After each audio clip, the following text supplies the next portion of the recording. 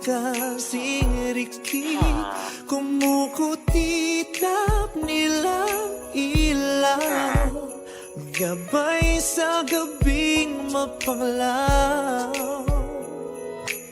Sa kanila natutulan, makukulay at matitingkad